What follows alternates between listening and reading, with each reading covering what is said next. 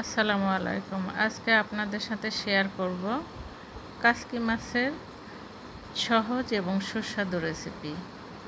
এক্ষেত্রে বলে রাখি, কাসকি মাছের ভুনা আর লাল চালের ভাত দিয়ে 2-3 প্লেট ভাত সহজেই খাওয়া যায়।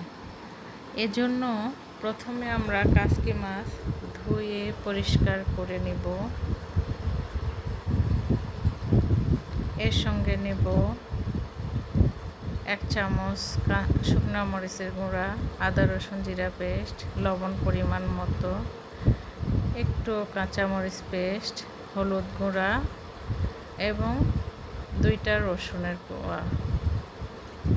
কড়াইয়ে নিয়ে নেব একটু পেঁয়াজ কুচি। পেঁয়াজ কুচিটা একটু পরিমাণে বেশিই লাগবে, ছোট মাছ যেহেতু।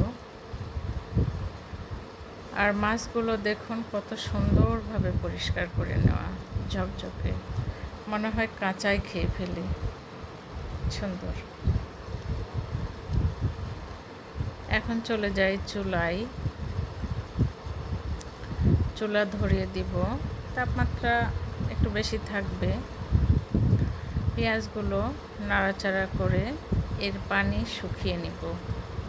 পানি শুকিয়ে আসলে এতে হাফ কাপের মতো তেল দিয়ে দিব। যেহেতু ছোট মাছের চচ্চড়ি, তেলটা একটু বেশি লাগবে, আর সরিষার তেল ইউজ করেছি এখানে। তেলে পেঁয়াজগুলো ভাজতে থাকবো, আস্তে আস্তে নাড়াচাড়া করে। যখন এটা নরম হয়ে আসবে, এর সঙ্গে রসুন কোয়াগুলোও দিয়ে দিলাম, এগুলোও নরম হয়ে আসুক। যখন অনেকটাই পেঁয়াজ আস্তে আস্তে নরম হবে, তখন এতে অ্যাড করব একটু তেজপাতা পেস্টগুলো, লবণ পরিমাণ মতো, কাঁচামরিচ পেস্ট, আর আগেই বলেছি সেই মরিচগুলো, মরিচের গুঁড়াগুলো, তারপরে হলুদের গুঁড়া, এগুলো দিয়ে দিলাম। দিয়ে মশলাগুলো কষাতে থাকবো। একটু পানি দিয়েছি যখন মশলাগুলো শুকিয়ে আসবে।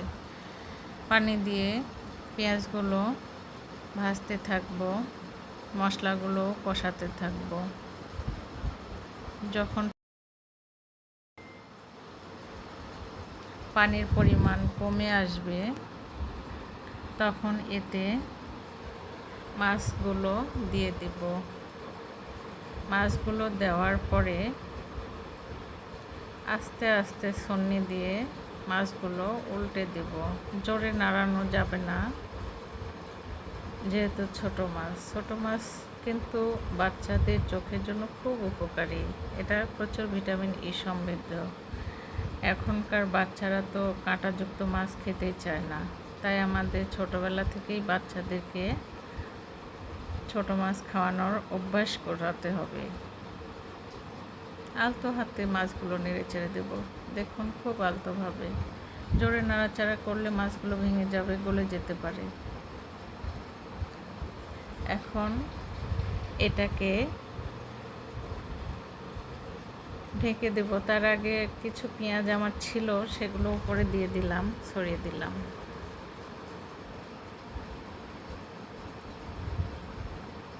এই তো চুলায় হতেই আছে। এ পর্যায়ে চুলার আঁচটা কিছুটা কমে দেব, ঢেকে দেব। মাঝখানে 2-3 বার আমি এটাকে নেড়ে চেড়ে দেব। এ পর্যায়ে যখন কষানো হয়ে যাবে, তখন অল্প পরিমাণে পানি দিব। দেখুন, পানির পরিমাণটা খুবই কম, গায়ে গায়ে লেগে থাকবে, এইটুকু পানি দিয়েছি। এই পানিটা শুকনো হয়ে আসা পর্যন্ত অপেক্ষা করব। পানিটা শুকিয়ে গেলেই আমার কাসকি মাছের পেঁয়াজ ভুনা হয়ে যাবে। এটা কিন্তু আমরা মেখে দিয়েও কাসকি মাছটা রান্না করতে পারি এভাবে, তখন আর এত নাড়াচাড়ার প্রয়োজন পড়ে না। হয়ে এসেছে আমার কাসকি মাছের পেঁয়াজ ভুনা। এখন এটা প্লেটে ঢেলে নেব।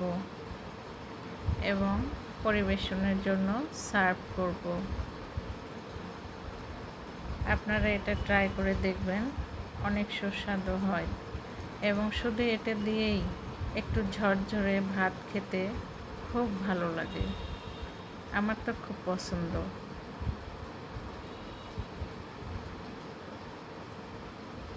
এই ধরনের তরকারি হলে অনেক ভাত খাওয়া যায়।